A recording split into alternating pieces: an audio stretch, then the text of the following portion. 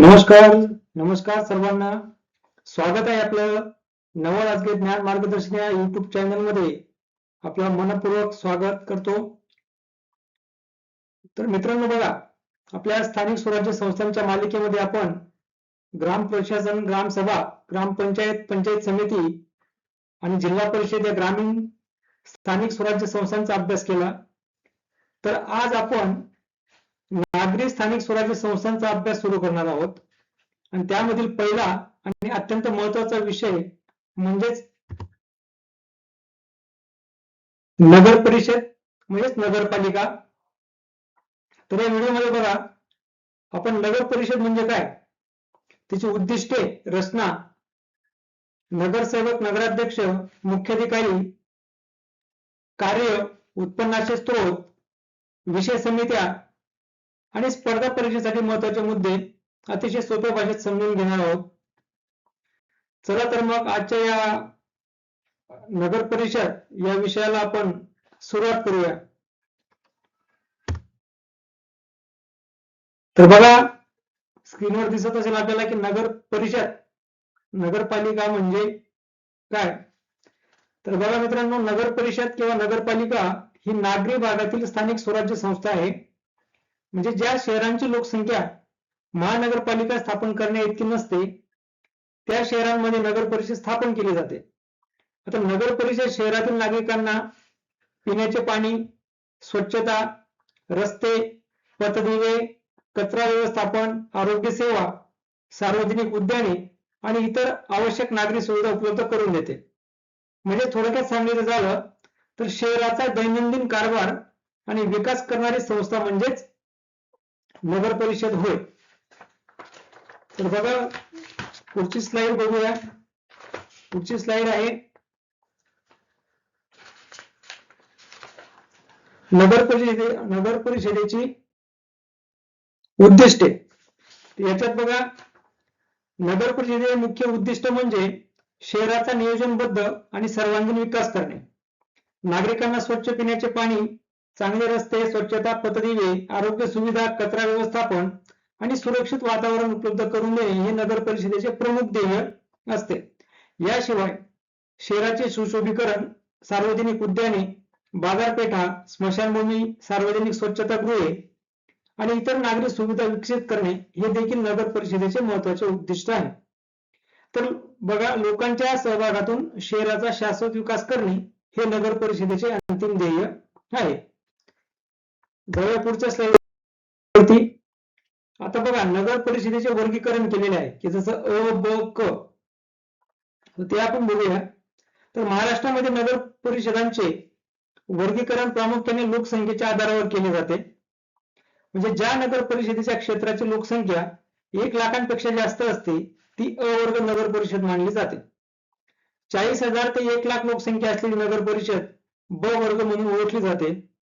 तर 40,000पेक्षा कमी लोकसंख्या असलेली नगर परिषद क वर्ग म्हणून ओळखली जाते. तर परीक्षेसाठी लक्षात ठेवा की नगर परिषदेचे वर्गीकरण लोकसंख्येच्या आधारावर केले जाते.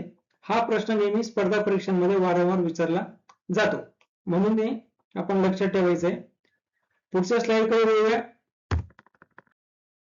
नगर परिषदेची रचना आता हे समजून घेऊया. आता आपण नगर परिषदेमध्ये नगराध्यक्ष हे लोकप्रतिनिधी म्हणून प्रमुख असतात आणि त्यांना मदत करण्यासाठी उपनगराध्यक्ष असतात. नगर परिषदेतील नगरसेवक हे नागरिकांकडून थेट निवडून दिलेले लोकप्रतिनिधी असतात. हे नगरसेवक आपापल्या प्रभागातील समस्या नगर परिषदेत मांडतात आणि विकास कामांसाठी प्रयत्न करतात. आता नगर परिषदेचे प्रशासकीय प्रमुख हे मुख्याधिकारी म्हणजे चीफ ऑफिसर सीओ असतात. ते नगर परिषदेचे दैनंदिन प्रशासन, अधिकारी व कर्मचाऱ्यांचे नियंत्रण तसेच शासनाच्या योजनांची अंमलबजावणी करतात. याशिवाय विविध कामांसाठी नगर परिषदेमध्ये अनेक विशेष समित्या कार्यरत असतात. आता पुढे बघूया की प्रभाग, नगरसेवक व कार्यकाळ. तर बघा मित्रांनो, नगर परिषद निवडणुकीसाठी संपूर्ण शहराचे प्रभाग पाडले जातात. प्रत्येक प्रभागातून नागरिक एक किंवा कायद्यानुसार निश्चित केलेले नगरसेवक थेट निवडून देतात. म्हणजे प्रभाग रचनेनुसार सदस्य संख्या बदलू शकते. नगरसेवकांचा कार्यकाळ 5 वर्षाचा असतो. तसेच अनुसूचित जाती, अनुसूचित जमाती, इतर मागासवर्गीय आणि महिलांसाठी कायद्यानुसार आरक्षणाची व्यवस्था करण्यात आलेली आहे. तर परीक्षेसाठी लक्षात ठेवा, ग्रामपंचायत, वॉर्ड, पंचायत समिती गण, जिल्हा परिषद गट आणि नगर परिषद म्हणजे प्रभाग, हा फरक अनेक स्पर्धा परीक्षांमध्ये विचारला गेलेला आहे. आता बघूया नगराध्यक्ष, उपनगराध्यक्ष व मुख्याधिकारी. तर नगर परिषदेचे राजकीय प्रमुख नगराध्यक्ष असतात, आपण मगाशी पाहिलंच. नगराध्यक्ष नगर परिषदेच्या बैठक घेतात, विकास कामांना दिशा देतात आणि नगर परिषदेचे नेतृत्व करतात. नगराध्यक्षांचा कार्यकाळ सामान्यतः 2.5 वर्षांचा असतो. त्यानंतर नियमानुसार पुढील निवड किंवा इतर निवडणूक पार पाडली जाते. टिप: या संदर्भातील तरतुदीमुळे बदल होऊ शकतो, त्यामुळे स्पर्धा परीक्षेसाठी नवीन अधिसूचना तपासणे महत्वाचे राहील. नगराध्यक्षांना सहाय्य करण्यासाठी उपनगराध्यक्ष असतात. नगर परिषदेचे प्रशासकीय प्रमुख हे मुख्याधिकारी म्हणजे चीफ ऑफिसर, सीओ असतात, मी आपण पाहिलंच मगाशी. आणि मुख्याधिकारी शासनाने नियुक्त केलेले अधिकारी असून नगर परिषदेचे दैनंदिन प्रशासन अधिकारी हे काम पाहत असतात. आता परीक्षेसाठी लक्षात काय ठेवायचं आहे की राजकीय प्रमुख कोण असतात? नगराध्यक्ष असतात. प्रशासकीय प्रमुख मुख्याधिकारी आणि नगरसेवकांचा कार्यकाळ 5 वर्ष असतो आणि नगराध्यक्षांचा कार्यकाळ 2.5 वर्ष. म्हणजे लागू असलेल्या तरतुदीनुसार अद्ययावत माहिती तपासून घ्या. आता बघा, महत्वाचं आहे की नगर परिषदेचे प्रमुख कार्य काय. तर नगर परिषदेचे मुख्य कार्य म्हणजे नागरिकांना आवश्यक असलेल्या नागरी सुविधा उपलब्ध करून देणे, शहरात नियमित पिण्याच्या पाण्याचा पुरवठा, स्वच्छता, कचरा व्यवस्थापन, रस्त्यांची देखभाल, पथदिव्यांची व्यवस्था आणि सार्वजनिक आरोग्य सेवा उपलब्ध करून देणे ही नगर परिषदेची प्रमुख जबाबदारी आहे. याशिवाय उद्याने, बाजारपेठा, सार्वजनिक स्वच्छतागृहे, स्मशानभूमी, जन्म मृत्यू नोंदणी, बांधकाम परवानगी आणि शहर विकासाचे नियोजन ही देखील नगर परिषदेची महत्वाची कार्य आहेत. तर थोडक्यात लक्षात ठेवा, नागरिकांना आवश्यक नागरिक सुविधा पुरवून शहराचा नियोजनबद्ध विकास करणे हेच नगर परिषदेचे मुख्य कार्य आहे. आता वेगवेगळ्या पुढच्या स्लाइडकडे की नगर परिषदेच्या विशेष समित्या कुठल्या असतात. तर नगर परिषदेचे काम सुरळीत आणि प्रभावीपणे चालण्यासाठी विविध विशेष समित्या स्थापन केल्या जातात. यामध्ये स्थायी समिती ही सर्वात महत्वाची समिती आहे. आर्थिक बाबी, अंदाजपत्रक आणि विविध विकास कामांवर ही समिती निर्णय घेते.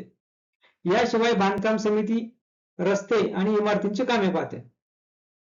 शिक्षण समिती शिक्षणाशी संबंधित कामे, आरोग्य समिती सार्वजनिक आरोग्य, महिला व बाल कल्याण समिती महिला व बाल विकास, तर जलपुरवठा व स्वच्छता समिती पाणी पुरवठा आणि स्वच्छतेची कामे पाहते. प्रत्येक समितीचा सभापती आणि सदस्य असतात. त्यामुळे प्रत्येक क्षेत्रातील कामकाज अधिक प्रभावीपणे पार पडते. आता बघूया की नगर परिषदेला उत्पन्नाचे कोणते स्रोत असतात किंवा नगर परिषदेला उत्पन्न कुठल्या मार्गाने मिळतं. तर नगर परिषदेला विकास कामे करण्यासाठी आर्थिक स्रोत आवश्यक असतात. नगर परिषदेचे प्रमुख उत्पन्न मालमत्ता कर, पाणीपट्टी, स्वच्छता कर, तसेच बाजारपेठा, दुकाने, जाहिराती आणि विविध परवान्यांवरील शुल्क यामधून मिळते. याशिवाय राज्य शासन आणि केंद्र शासन विविध योजनांसाठी अनुदान निधी उपलब्ध करून देतात. या निधीचा वापर रस्ते, पाणी पुरवठा, स्वच्छता, आरोग्य, शिक्षण आणि इतर नागरी सुविधा उपलब्ध करून देण्यासाठी केला जातो. आता बघूया पुढची स्लाइड की नगर परिषदेचे अधिकार आणि कर्तव्य काय आहे. तर बघा, नगर परिषदेला शहराच्या विकासासाठी अनेक अधिकार आणि जबाबदाऱ्या देण्यात आलेल्या आहेत. शहराचा नियोजनबद्ध विकास करणे, मूलभूत सुविधा उपलब्ध करणे, सार्वजनिक आरोग्य व स्वच्छतेची काळजी घेणे आणि विविध कर शुल्कांची वसुली करणे ही नगर परिषदेची प्रमुख कर्तव्य आहेत. तसेच रस्ते, पथदिवे, पाणी पुरवठा, कचरा व्यवस्थापन, सार्वजनिक उद्याने इत्यादी विकास कामांवर देखरेख ठेवणे ही देखील नगर परिषदेची महत्वाची जबाबदारी आहे. थोडक्यात काय, तर शहरातील नागरिकांचे जीवन अधिक सुरक्षित, स्वच्छ आणि सुसज्ज बनवणे हे नगर परिषदेचे मुख्य ध्येय आहे. तर बघा मित्रांनो, आता परीक्षेसाठी महत्वाचे मुद्दे जे स्लाइडवर तुम्हाला दिसतात की आज आपण नगर परिषद, नगरपालिका या विषयांची संपूर्ण माहिती अभ्यासली. आता परीक्षेसाठी महत्वाचे मुद्दे पुन्हा एकदा लक्षात ठेवा की नगर परिषद ही नागरी स्थानिक स्वराज्य संस्था आहे. नगर परिषद निवडणुकीसाठी शहराचे प्रभाग पाडले जातात. नगर परिषदेचा राजकीय प्रमुख नगराध्यक्ष असतात. प्रशासकीय प्रमुख मुख्याधिकारी म्हणजे चीफ ऑफिसर सीओ असतात. नगरसेवकांचा कार्यकाळ 5 वर्षाचा असतो. नागरिकांना पाणी, रस्ते, स्वच्छता, आरोग्य आणि इतर नागरिक सुविधा उपलब्ध करून देणे हे नगर परिषदेचे प्रमुख कार्य आहे. तर बघा मित्रांनो, हे सर्व मुद्दे आपल्या स्पर्धा परीक्षासाठी अत्यंत महत्वाचे आहेत व ज्या आपण सामान्य जनतेसाठी देखील हा विषय महत्वाचा आहे. तर बघा, जर हा व्हिडिओ तुम्हाला उपयुक्त वाटला असेल, आवडला असेल तर लाईक करा, शेअर करा आणि नवलासके ज्ञान मार्गदर्शन चॅनलला सबस्क्राईब करा. तर यापुढील विषय आपण आता नगर परिषद झालेला आहे स्थानिक स्वराज्य संस्थेतलं, म्हणजे नागरी स्थानिक स्वराज्य संस्थेतलं. तर पुढे आपण महानगरपालिका हा विषय घेणार आहोत. तर कृपया आपण सर्वांनी सबस्क्राईब करा. धन्यवाद मित्रांनो, धन्यवाद.